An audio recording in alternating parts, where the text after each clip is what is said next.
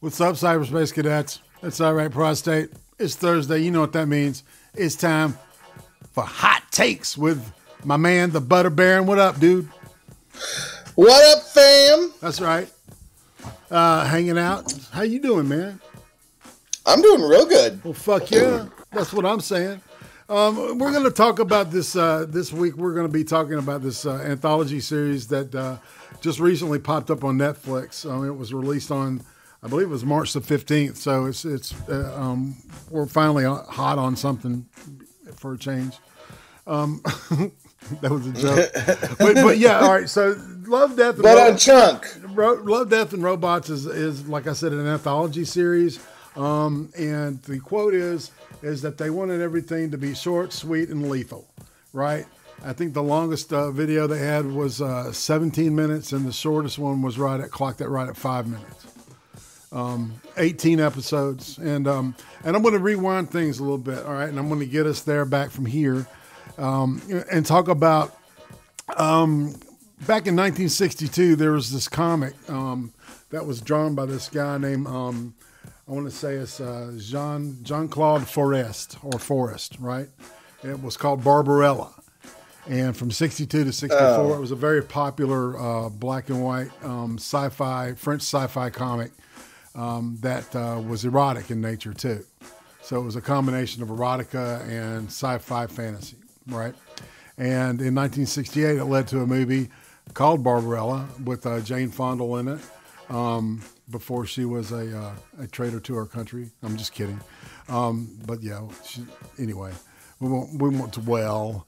But so from the get-go, you know, it seems like that there was this, it's probably like a subculture, or maybe even a counterculture of writers and artists in France during the 60s and early 70s, right? Who were creating really top quality science fiction, combined with beautiful imagery. and less and more in different areas, right?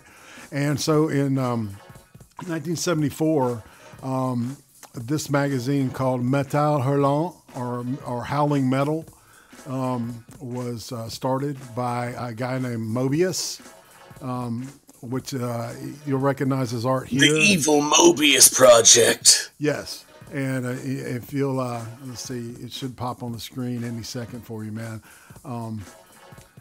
This OBS is not working in real time, but that's an example of Mobius's talent, man. The dude is fucking ridiculous. He's been one of my artistic influences. And it looks like the Britisher, I believe, with this gun and shit. So yeah, that's true. You know what I'm saying? Yeah. Side note, Mobius was also the bad guy in that really famous video game. It was Andromeda. Oh wow. Yeah. Well, this is a pseudonym. He used he did artwork for other things, right? And he used his real name. I think it's Jean-Claude something. But everybody knows him, you know, for what he's famous for, which is this sci-fi genre. Anyway, he and this dude named Droulet, whose art you should recognize too, he's fucking unique, really talented, rich stuff. His use of the colors great.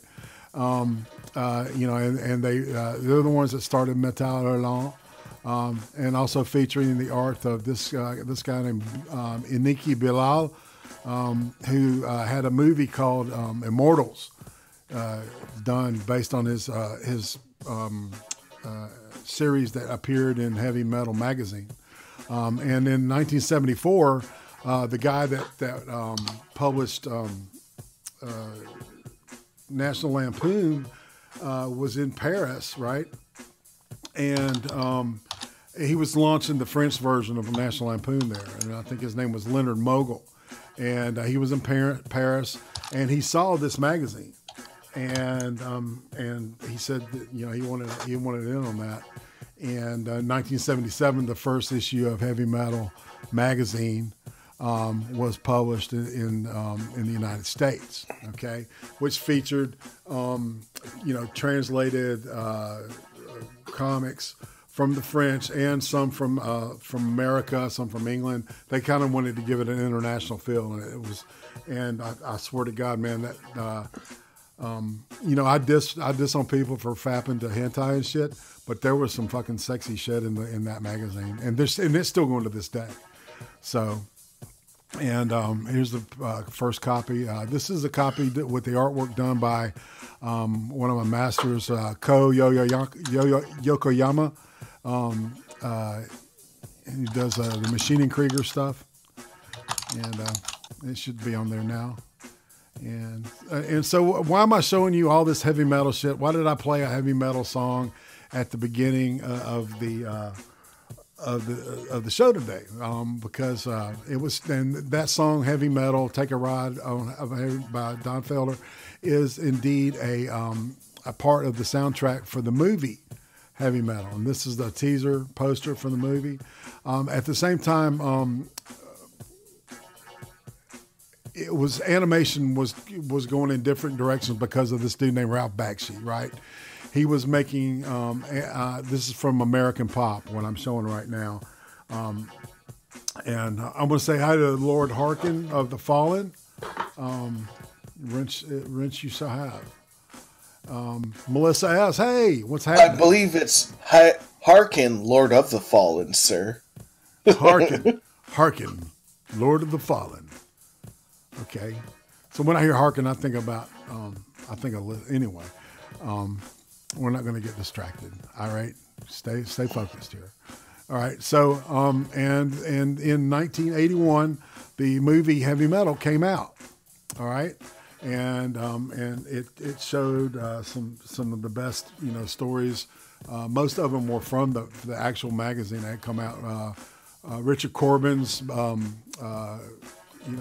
classic, if I can remember it, it's, God, what is the name? Den, D-E-N. It was about this kid named Den who gets blessed. It turns into this giant naked man on on this other planet, and he has to save women's lives and shit. And he's got the mind of a child. It's really a great story, and it's funny as hell.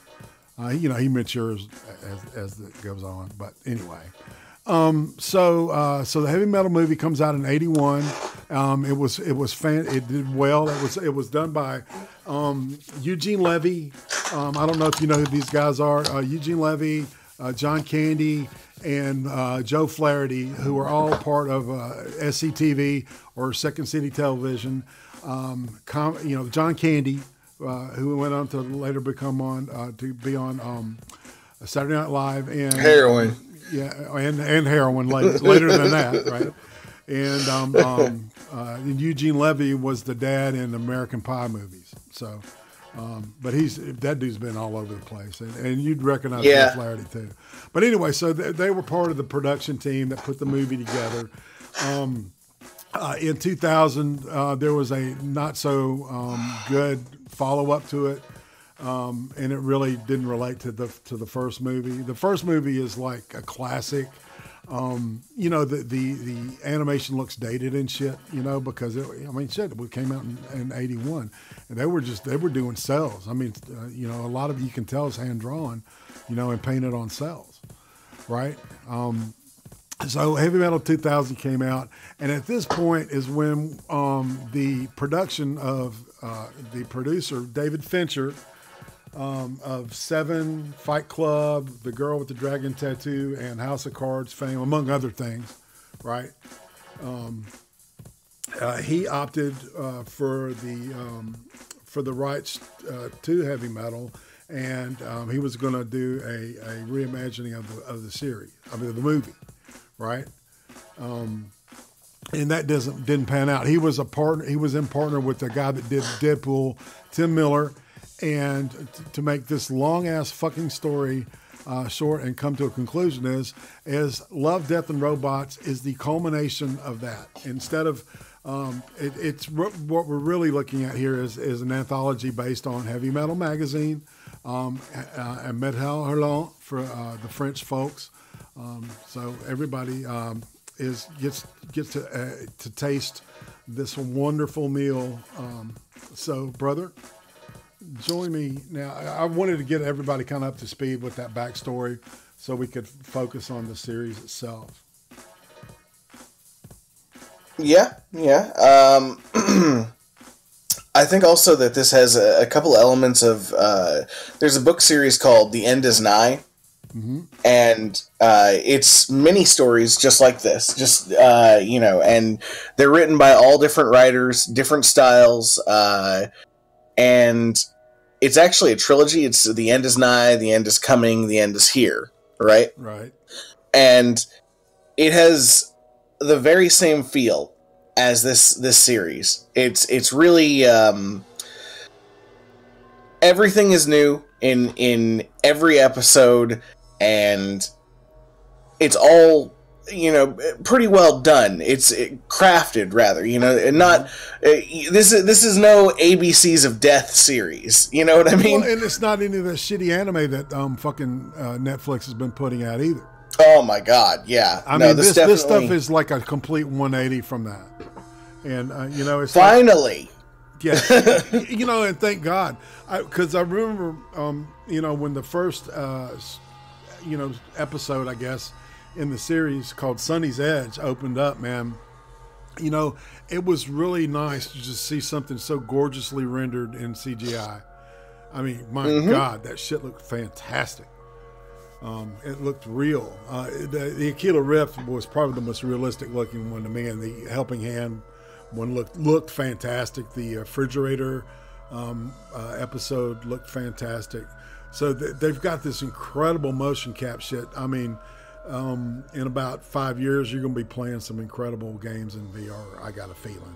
Just a feeling. I think 1 year. I think Cyberpunk 2077 is going to be amazing. You would be in the minority there, man. They were bitching. It's all kind of these people complaining. People are going to bitch about everything, just so you know. I mean, like, bitch is going to bitch, right? You got what's it called? Vampire the Masquerade Redemption Bloodlines 2 coming out, and everyone's already bitching about the social justice in it. They've not even played the game.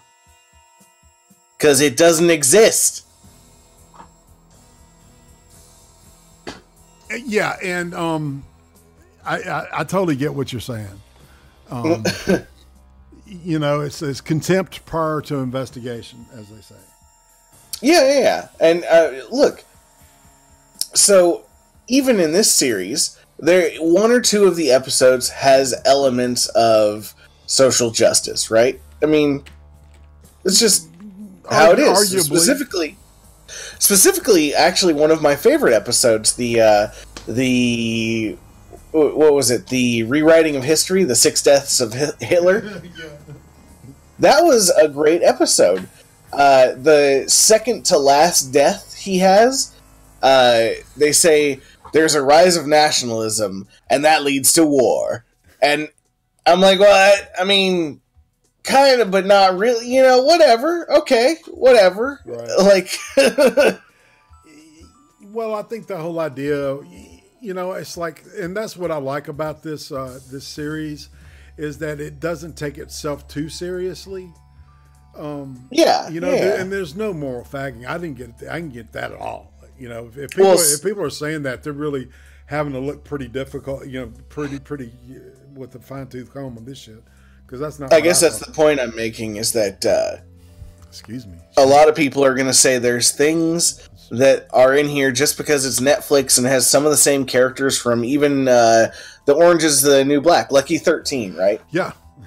I was going to point that out too. Yeah, it's got the short African American lady from Orange is the New Black, right? And I gotta say, I can already predict that there's going to be some people out there like, oh, this is the Mary Sue episode. And it's like, no, it's not. It's fine. That wasn't my favorite episode by far, because a magical spaceship is retarded. But, you know, it was still graphically amazing. The writing was amazing. You know, everything about it was amazing. Okay, keep going. You're on the roll, dude. Well, that's just what I'm saying about the that one episode. Right. So, yeah, Lucky 13.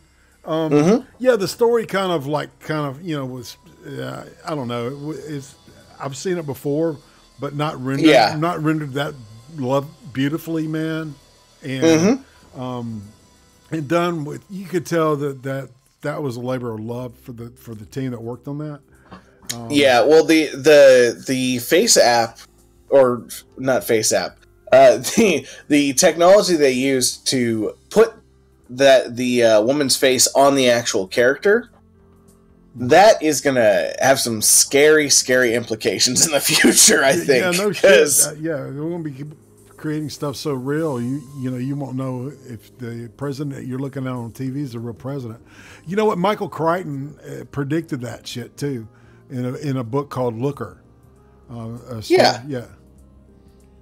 Michael Crichton predicted a lot. I mean, Andromeda Strain is a real thing you should be afraid of. Kind of. He was 6'7", had a degree in law, had a degree in medicine, and fucking did neither for a living. He wrote. Wow. Yeah, exactly. He was a neurologist, dude. You know, and had a law degree. It's like, goddamn. He was 6'6". He was an amazing guy, and you know what? Well, I'm not going to go there. He has some interesting opinions about climate change.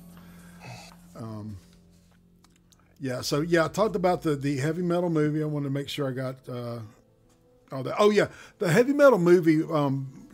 To kind of buttress what I just been saying earlier, the budget for the movie was $9.3 million, and it grossed at the box office $20.1 million. The soundtrack itself, I think, went platinum. I couldn't get a verification on it, but I knew it reached number 43 on the Billboard Hot 100 in 1981, which was saying a lot, man, because there was a lot of fucking ridiculously good new music that came out that year. And, you know, and yeah, that's true. Being a soundtrack with, you know, some rock and roll and shit, definitely some, you know, everything from Black Sabbath to, you know, what opened it up, Don Felder, you know, so, and, you know, and all these different, you know, bands you can think of. So, yeah. And let's see. I just want to make sure that I got everything. And some of the, and what was also said was that, you know, some of the idea behind it was kind of make it a reflection of the Black Mirror, you know, have some similar elements. The way the title track is a nod, I think. Yeah, I think that the similar elements as Black Mirror, that's sort of, you might even call it like a cultural fad right now, you know? Yeah. The dystopian future market is really, really up, especially if you look on like book sales and everything. The largest category is post-apocalyptic. So yeah, and that's interesting. You know, it all started with Walking Dead. You can blame that. Oh no! What are you? No, it did not start with Walking Dead. Jesus, I think it did for television. For, you know, what used to be TV, I guess. You know, but yeah. Yeah. TV is kind of dead, but I think that there were quite a few other. I mean, The Stand existed, you know, prior to that. Things that made it popular. There were. I mean, The Walking Dead is. I don't really. So, zombie apocalypse is an apocalypse genre, but I don't consider that to be the full genre. That, in fact, a lot of people don't. Well, you know, you and I declared that the zombie genre dead, and I'm so have many other people. Yeah, it's dead. Yeah. Don't do anymore. Stop it, please. And you know what? Maybe we can do a vampire movie and declare that shit dead too, so nobody ever does another one because they're terrible. No shit, man. It's like how many? I'd rather see fucking luchadors, you know, fight mummies and shit. I'd love to see that kind of shit. Anyway, I was talking with Santo. Talking with a Stone Mexican guy about the wrestler Santo on Twitter. Yeah, and I had Santo versus the Aztec mummy. It's hilarious. It's great. Let's see. So, all right, do you want to talk about the individual episodes? Well, yeah. So actually, I would like to talk about. I have 3 episodes that I really liked. Okay. And then 3 episodes I really didn't like. Oh. Okay. Yeah. So I mean, look, the series overall done very well. But it there were some that I clearly could get that it just wasn't for me. You know, it's not that it was a bad story. It wasn't done horribly. You know, the acting wasn't bad. The graphics weren't bad. It just wasn't my story. You know, right. Well, I think this is kind of reminds me of those magazines because the lean is towards aesthetics as more than writing. Yeah. Okay. So the stuff that I've got listed is basically more the writing came up weak for me because there's different animating styles and shit, and I think all of those are rendered in a superb fashion. Oh yeah. Nobody could say that the animation is bad on this at all. There's just no way. Right, exactly, because there's so many stylistic differences. Like let's see, Zima Blue had that really cool. I don't know, Zima Blue is one of my favorites. Yeah, it reminded me of this one artist. Giacometti, man. Just the way that the figures were elongated and stuff, and that was a love letter to art and to the quest to know the self. I think, man, some of this shit you can get deep on. too, which is True. which is another wonderful thing about it is there's like multiple layers, and if you want to get stupid and get a moral faggy and shit, I'm sure that there's something you can find somewhere in the series to go, there. But other than that, man, as a whole, I thought this was a winner. Well, all right, so let's hear. I want to hear your likes and then maybe we'll do my likes and then we'll do our dislikes. How about that? Yeah, I'm down with that. All right. So basically, the first episode that I really, really, really, really liked was, I believe it's called Ice Age. It's the one that actually has actual actors in it. There's not just animation. Yeah, well, that was Tim Miller's little project, right? The guy that did Deadpool, and that's all that Deadpool, that technology for the fight scenes in Deadpool is what he was using on that. Yeah, that was great. Yeah, Topher Grace and Mary Elizabeth Grace, Winstead, right, were the actors. And the story is that basically a small civilization exists in this guy's ancient freezer, and it advances super quickly, and you get to see how they go through like you don't get to see the medieval era. That's actually part of their complaint halfway, in the beginning. But the evolution of mankind, they all go to war, and the bigger people outside of the freezer are looking at it, and they're just like, oh, is it when is this going to be over? I guess we'll give it an hour, and they close the fridge and they walk away. And an hour that they were going to fuck, right? Yeah. Okay. Sorry to interrupt. Keep going. But the greatest part about it is that when they come back, they're still at war. Yeah, it was. That was hilarious as fuck, man. Because it's like, man, that's good. Art should hold a mirror up to you, and it's it should be up to you to decide what you see. I don't think the mirror shouldn't tell you what you see. But that's true. All right, so that was your first fave. It's called Ice Age.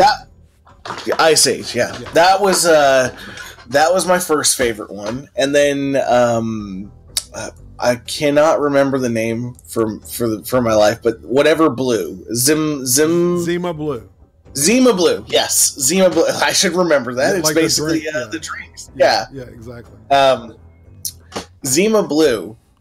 That episode was great. That episode was a 10 out of 10 for me. Yeah, that was about going to any length to be an artist, Well, it also was, it was about going to any lengths to be an artist, but it was also the fact that they had no idea that his art was just, oh my god.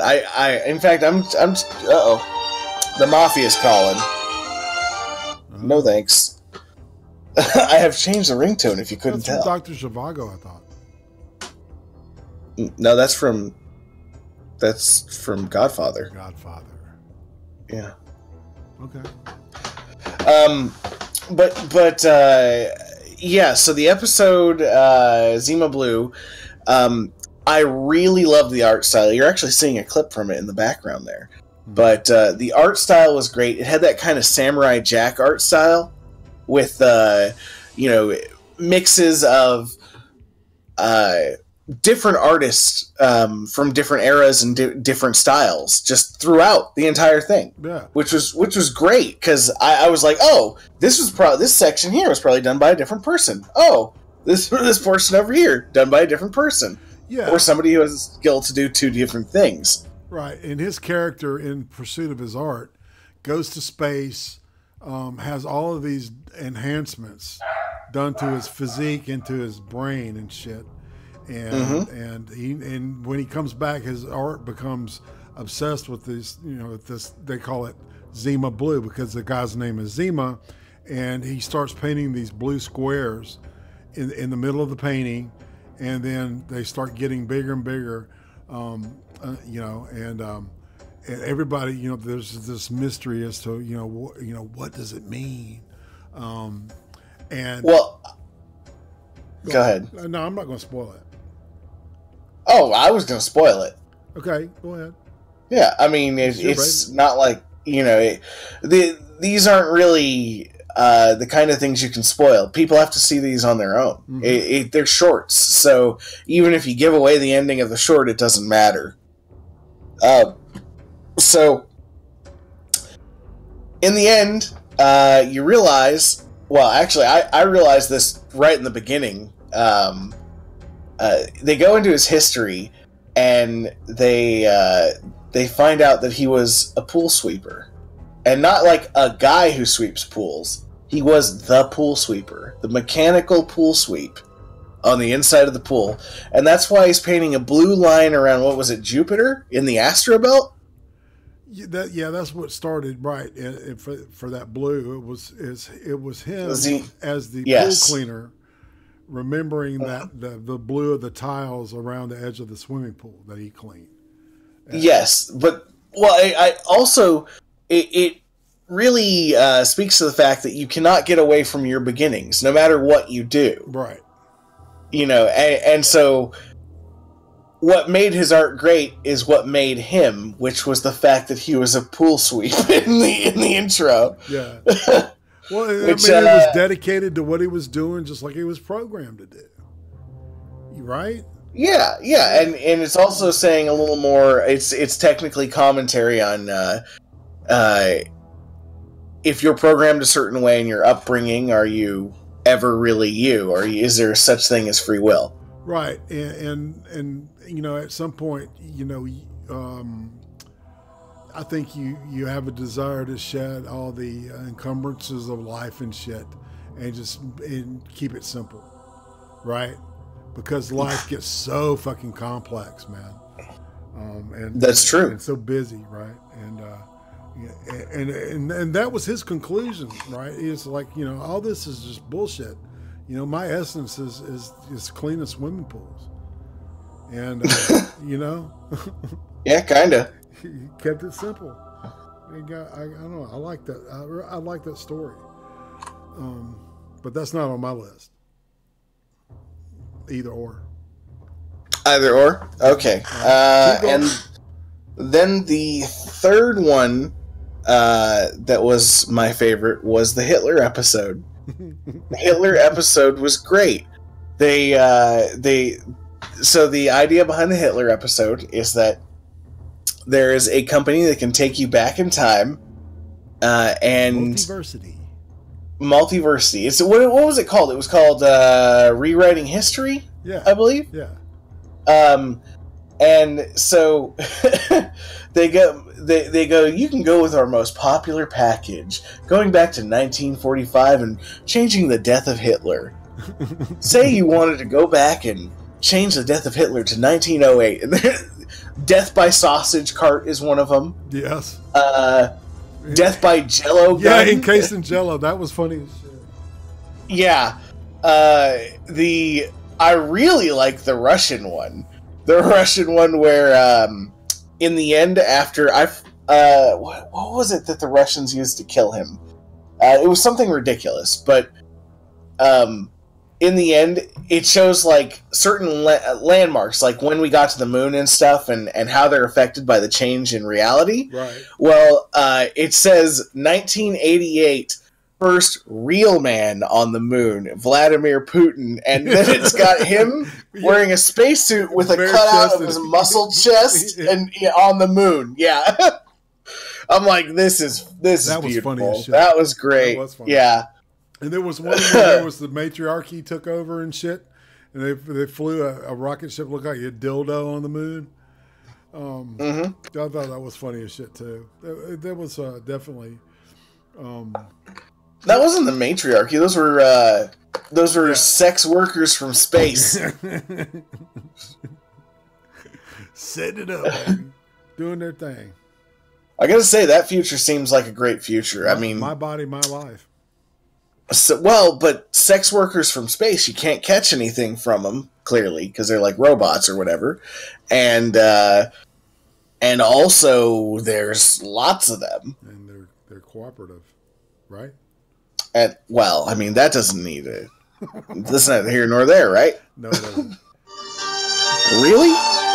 Okay, time to mute.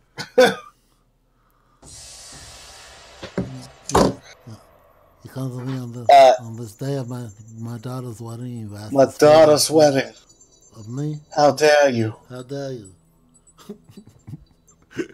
All right. So, we're at number 4. Well, I only had I picked 3 that I really like. Okay. And then 3 you didn't. 3 that I didn't like. So I guess it's your turn for the 3 you liked. Okay, the 3 that I liked. Okay, I liked the very first thing. Okay, and it may be because I saw it first, but it had a huge impact on me. It was called Sonny's Edge, and the rendering was slightly tweaked reality, but tweaked into a cartoon. It would be a cool looking game, and basically it's set in a future where they obviously you have these people that are like can jack into these giant creatures like Avatar, right? And they fight each other to the death. And so it's like mini kaijus fighting that are like being piloted by people. And so they're getting ready to set up for the show, and they get approached by this really handsome dude. I mean, not handsome, but this very rich dude and his hot, sexy. You don't know what the relationship is, right? And he says he wants him to throw the fight, so he can bet on, of course, and win big. And he offers them more money than they can ever see. And she says, "I don't lose," right? And he said, "Well, fuck that." And so they part and they get into the fight. And it's really kind of cool. I love the design of the beast, carnivore. Kind of looked like a snake and a shark put together with legs and shit. And then the other thing looked fucking like Gamera to me, but more humanoid. Do you know who Gamera is, Brian? Yeah. Yeah. Mm-hmm. Did you think that? Did you see that in that character? Yeah, it kind of. I mean, I sort of. I got a Godzilla feel from. So. Yeah, kind of like a mini kaiju thing. Yeah, exactly. And so of course she doesn't lose. She goes on to defeat the carnivore defeats the beast. And afterwards, which is all right. This is the weakest part of the story, all right, in my opinion, is this whole relationship with the female companion of the rich guy. It didn't seem genuine to me, but I didn't let it like affect my opinion of the story, because it did get us to a different place, because the girl ends up being a robot that's designed to kill her through sexual attraction. Also, we forgot to say it's a sex robot. Right? There's like nudity, and some of the rendering in Akito Rift. I mean, God, that looks real to me. But I digress. There's so many adult themes in this, so it's not for children, and there's a lot of sex. So yeah, there's a good payoff. I mean, if you're an adult and you want to see challenging, good stuff, this is one of them. So Sonny's Edge. All right, so the robot. Does this kind of this Wolverine thing with her fingers, and shoots up these spikes through the head of the main character Sonny, who is piloting Carnivore, right? Or so we think. right? And then when she falls down, the robot crushes her head, and and she's still talking. And the guy goes, "What in the fuck are you?" And it turns that after she went through this traumatic rape, and it's referred to at the beginning, and they touch on it a little bit in the middle.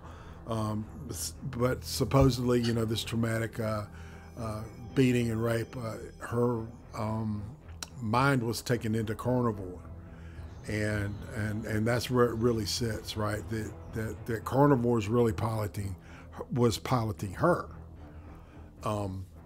Yeah, which was interesting, I thought, and that's kind of where it ends. It did leave me, wanting, more of that story. I want to see more of that world, where they do the. I kind of got that feeling throughout the entire thing that I wanted to see more of the world. Yeah. Of all of this shit, right? Yeah, pretty much. All right, and then let's see. My second favorite. Okay, I like the 3 robots. Especially the little pyramid-looking robot, with the, with the attitude and shit. It was well done. One of them looked like a Funko version of Chappie, and then one is Chappie. This Chappie book. Anyway. Oh God! What a terrible movie! That wasn't horrible. It was. It was bad. It was really bad. You don't like that director, do you? It's okay. What? Who was the director for that? I don't even know. Fuck Neil Blomkamp. What? Give me some other ones District he does, 9. because I love District 9. Elysium. Elysium was okay. I liked Elysium. Yeah, those are all his. But Chappie sucked. Yeah, maybe they shouldn't have had Ninja and what's her name in it. But we did Grass. From what I heard, they were really angry about that movie. Oh, really? Because they thought it was supposed to be like a fun comedy, and they ended up looking retarded. Yeah, and Ninja and Yolandi. Yeah. Yeah. Yeah. Oh man, I thought they were comical. I thought that was anyway. So 3 robots. They're going through the wasteland. It's post-apocalyptic Earth. No humans are living anymore, and they're making comments. The chibi version of Chappie is kind of telling the story, narrating what happened to the humans, and they were consumed by their own hubris and shit, which I thought was a cool way of saying stuff, instead of saying, it was climate change, or it was this, or it was that. That was a good spot to virtue signal, and they didn't do it. Yeah. It would so other people would have thrown it in right there, because it's just too. I agree. And it ends up that the way humanity was destroyed was that they gave cats opposable thumbs and made them more intelligent.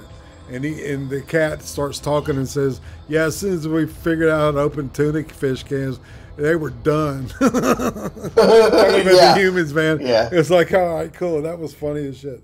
So that's my number 2. To be honest, I did 4 I liked and 1 I didn't like. Okay. Okay. Because I thought we had said 1 we didn't like, but I'm okay. I'm okay with that. Okay. Because and I liked Suits. Because I'm a mech freak, man. It's you think you're watching this farming thing, and you think the guy's climbing up in this combine, and it's a wicked ass mech suit. It was, I don't know, it was good entertainment. Supposedly, I was reading this thing where they were saying that all these stories are obviously linked together because of the things that they keep fighting. And let's see. Do you You want to get Brittany in here? Yeah. The Melon Messiah. Did she just PM you? Because I just saw her. She did. There we go. Yay! I'm finally on. What's up, Britt? What up? Britt? Nothing much. Just excited to talk about this because I fucking loved it. Yeah, you were telling Brian to choke and shit, man. I was like, Yeah. why are you trolling this place, man? Because he's fat. Well, I don't troll your show, man. Yeah, what the fuck? The fuck, Brittany? The fuck? But anyways. I thought we were friends, Brittany. You thought? Yeah. Jesus, sorry. Oh, God. Okay, and all right, and my fourth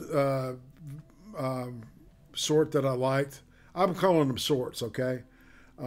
It's called Beyond the Aquila Rift, which is, that's the only thing where the voice actors are the actors that were capped for this, okay?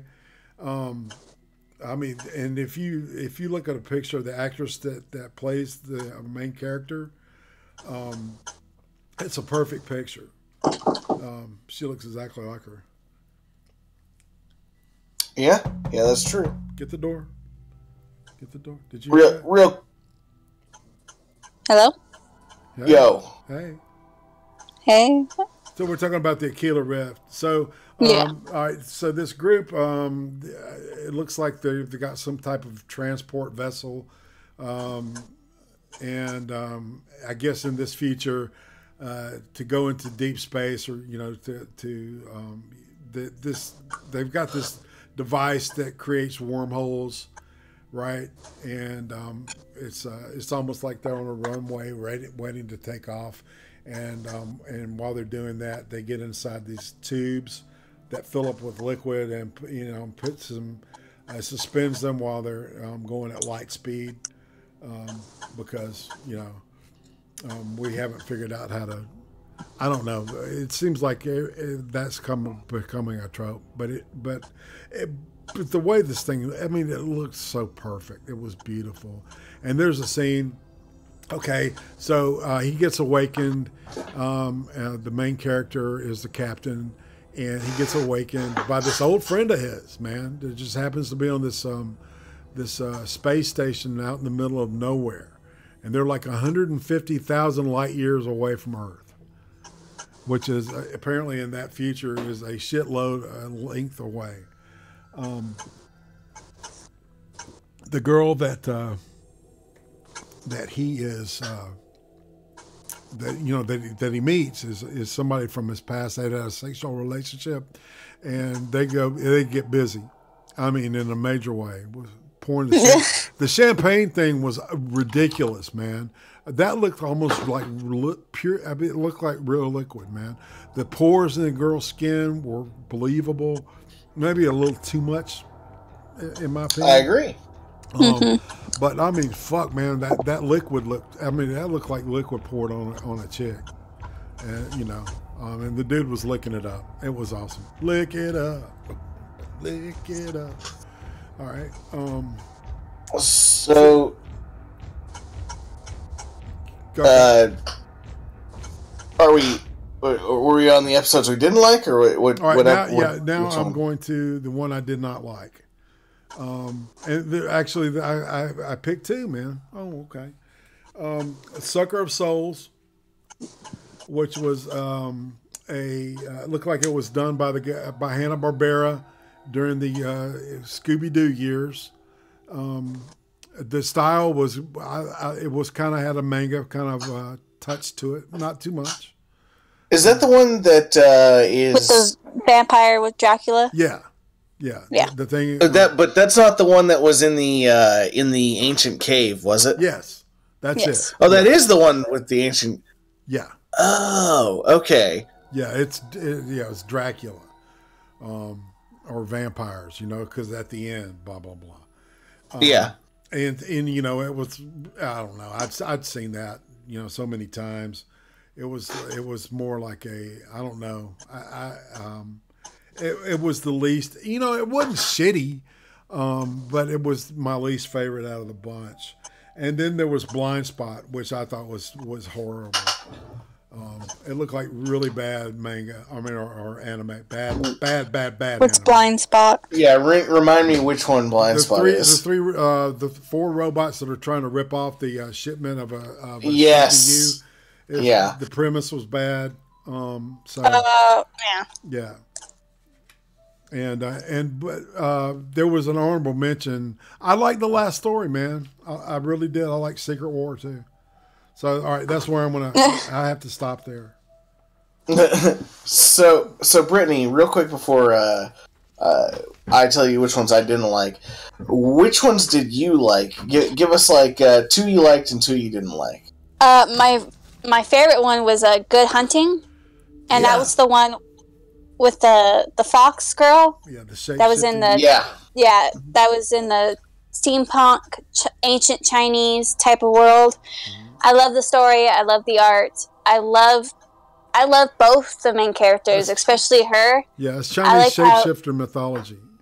Mm-hmm. Yeah. I love like how she grew up to believe that she was this strong magical creature, and then she loses her powers because technology and magic's going away. Mm-hmm. And then she goes like through terrible experiences, and she ends up becoming like a robot, forced to be a robot. And I love the relationship between her and the male, and I like that you never get to see them kiss. You never get to see them be sexual or even romantic, but you know there's romantic feelings. Yeah, that's a sign of good acting. That's well conveyed emotion. Mm-hmm.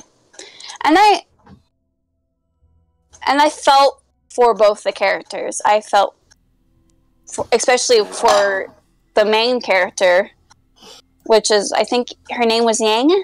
Mm-hmm. I think her name was. Right. Yeah, I love that story. And then I liked when my second favorite was when the yogurt took over. That was funny. I forgot about that one. Yeah, that was good too. Son of a. That's my fourth one that I love. You need to be slapped on that one, Brian. That was like that. I know. I completely forgot. Holmes. That one was fucking hilarious. That was hilarious. It was really funny. You're right. I fucking forgot it too. It was short, man. God. It was only like 5 minutes. Exactly. 5 minutes. I've got the running links on all of them. It was 6 minutes 17 seconds. My bad. Yeah. But I loved how funny that was. I think it was the funniest out of all of them, even the Hitler one. Yeah, the Hitler was second funny to that. That's crazy. I can't believe I forgot that one. Did you just slap yourself, bro? Yeah, he needs to slap himself. I did. There we go. Done. Well, just okay. All right. So. And then my 2 least favorites. Okay. Or do you want me to wait until Brian says his least favorite? No, go for it. The one with the farming. I forget what that one's called. That Suits. That Suits. I didn't really like that one. I didn't like the animation was good, but I wasn't really feeling the style. I didn't like the style as much as others. It was still pretty good. It was still pretty entertaining. And then my least, actually, I think it's the first one. I loved it. It gets your attention, but I think there's way better ones out there. I think writing wise, I think you're probably right. I think the Hunting is probably the best written one altogether, but I didn't like the animation on that. Oh, I love the animation on that. It was like, I don't know. I loved how everything flows together. I don't know. Yeah. I like the first one, don't get me wrong. And I remember it. Right. Compared to others, I think I liked others more than I did that one. All right, Brian. So my first least favorite one was the dump episode. Oh, that one too. Yeah. God, I was like, I know exactly where this is going. Everything about this is predictable. the voice acting was just okay. It wasn't anything spectacular. It was just not inventive at all. I was like, okay, I'm kind of bored with this. Right. The other one that I really didn't like was the army lycanthropes. Yeah. It kind of messed on a lot of levels for me. The rendering was, it was. It was video game rendering. Yeah, it was like okay. It's it didn't get me excited. It was okay, a werewolf fight. Okay, cool. Whatever. I like the werewolf one. Oh yeah. But even with the werewolf fight, the story itself didn't make any sense because the the one that gets killed. See, I know that I've seen that actor before, and the cap on him did not look good at all. No, I'll be honest with you. It didn't. I knew I could tell by the shape of the face who the actor was, but it didn't really look anything like him. But also, like the fact that they're working with humans, right? Mm-hmm. And the humans are being mean to these people. Well, the colonel is like he's nice to him 1 second, and he's like an asshole. I didn't get that, right? What was the deal? Well, yeah, it doesn't. What the fuck? It doesn't make sense. But like bigotry against lycanthropes, right? That doesn't seem like if this thing could turn into a large werewolf and rip you in half. Yeah, I'd be really nice to it. Yeah, you'd be nice to open about it. I'd give him my bacon and shit too. You know what I'm saying? Right. This is true. That doesn't make any sense to me. I'm like, yeah, maybe they would say shit behind their backs, but not in the open. They are in the military though, and everything is said to your face, because that's what they. Yeah, that's not true. I mean, look, it's probably like the style that is represented there, but I guarantee you, there's people that are just like everyone else in the military that, in the world in general, that probably talk shit behind people's backs. Well, yeah, of course, but I'm saying like a lot. As a military brat, like I've seen it more towards your face, than is behind your back. That's true. I can see a culture of that, but also, would it be more towards somebody's face if that somebody could turn into a 9-foot tall werewolf and rip you in half? Yeah, that's just true. I mean, I'm not trying to have an argument. It's just that it's like, it doesn't make sense at all.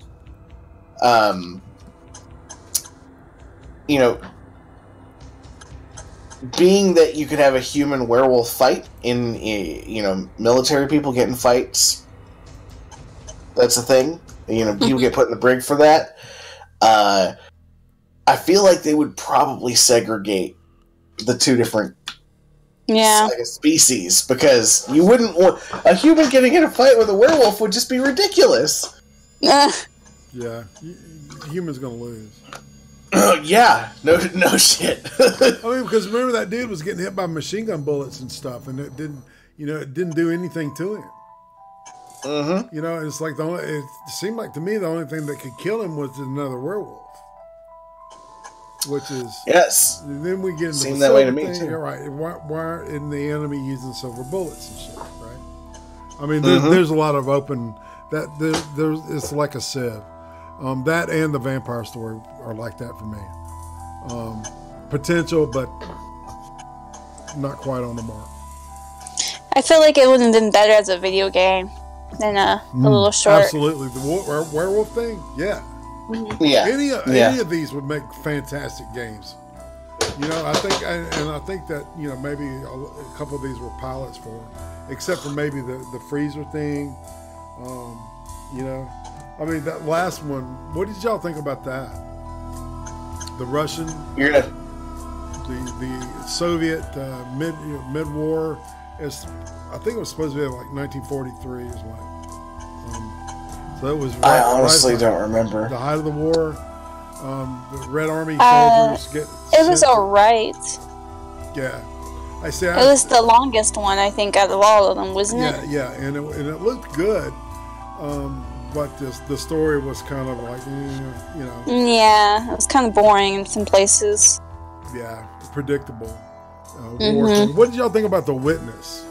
The one with the Asian chick? I really liked that one, actually. Yeah, that was good. So do you think that they were in some kind of like hell situation to where she murders him, he murders her, she murders him, he murders her? I liked at the beginning. The lipstick thing kind of bugged me. Really? Yeah, I don't know. It's just kind of like, you know me, man. I got a thing for symmetry. You know what I'm saying? And it was fucking with my shit. So I think that was the point. I'm a slight OCD on that. No, I really am, Brittany. I'm serious. No, I meant in the show. Yeah. I think because everything compared to her is very straight. It's very the symmetry is very beautiful, but then her face is all like her makeup's all messed up. Her clothes are always all messed up, and the same with him. Like his glasses were always cockeyed. Yeah. So, yeah. I did love the rendering of the rubber chicks inside the whorehouse. Yeah. That weird trendy thing with the cone sticking out. That reminded me of this artist whose name I can't think of right now. Husser, Michael Husser was his name. I don't know. It was the aesthetic was really nice, but I think. I don't know. The story was okay. It wasn't awful, and it wasn't fantastic in my book. And let's see what we touched on. Right, Brian mentioned the dump, which is probably, if I had to rank them, that would be my last. Yeah, it would. I forgot about that one.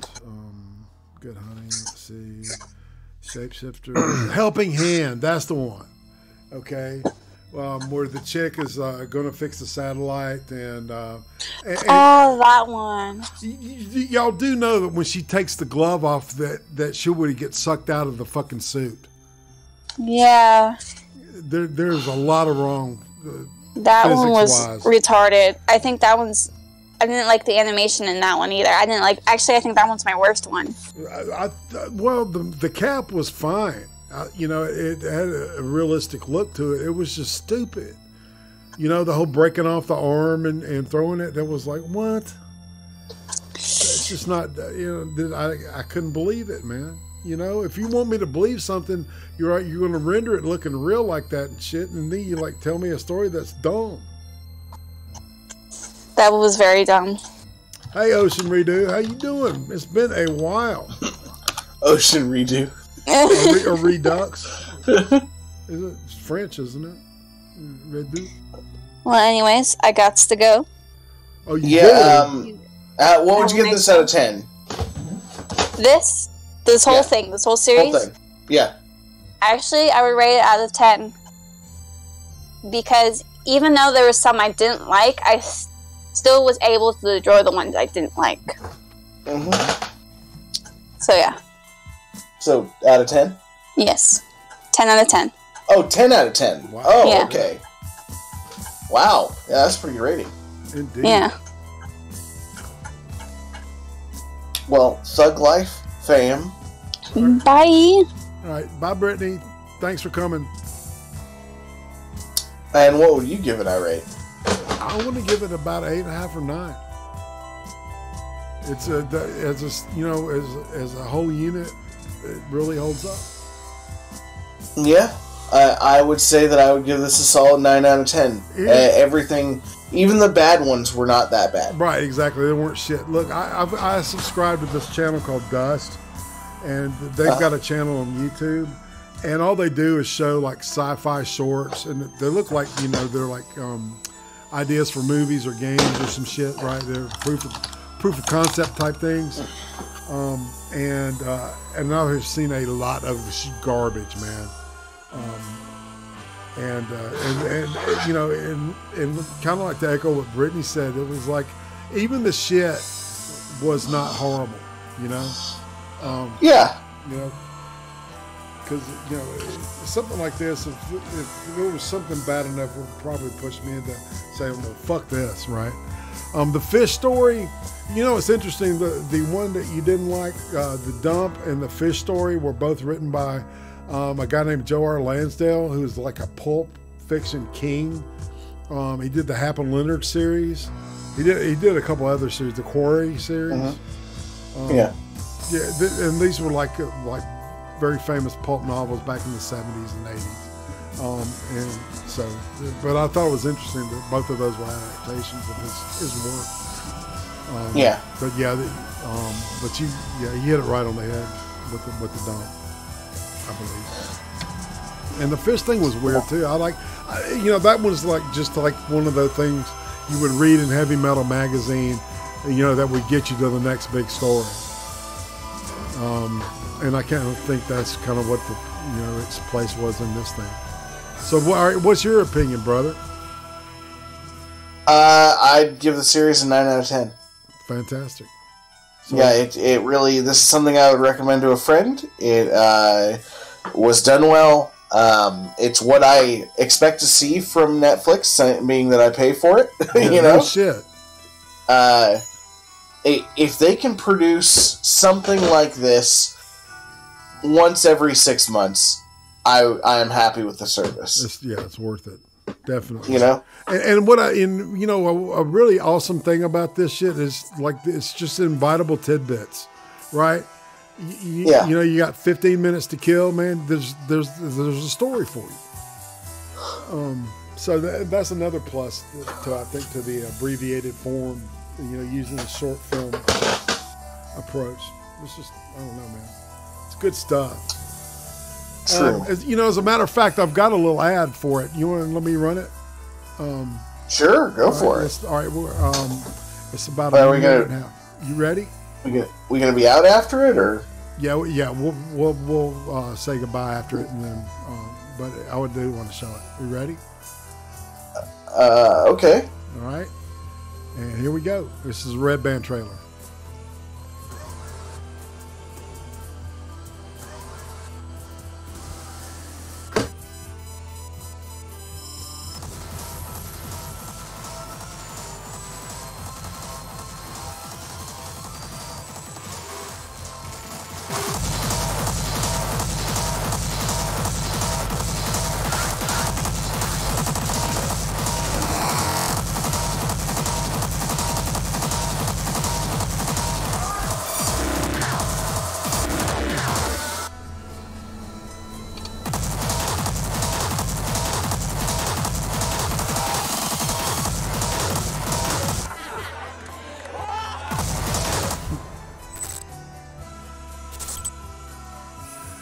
And that's it, folks. Brian, you got anything you want to share before we slide out, brother? Nope. Thug Life, fam.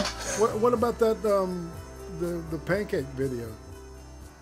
Oh, that was just me testing out the new pan I was seasoning. I got other videos coming out about that. Sweet, dude. Oh, okay, yeah. Cool. All right, well, let's see. Friday I'll be doing the Cream Stream Course 77, and Sunday I'm going to be interviewing none other than Tom Pinoid. That should be interesting. Good. Yeah. Ask him about mental health care. And on that note, we're going to say out, fam. All right, Brian? Thug Life. That's right, man. Later, dudes. Every week on Friday, 10 p.m. Eastern, the Cream Stream, the weekly world news for YouTube. Sundays, 5 p.m. Eastern, the Ice Cream Interviews, fascinating people, fascinating people. Thursdays, 8 p.m. Eastern, Hot Takes with the Butter Baron, watching horrible shit so you don't have to. Subscribe to Irate Prostate now.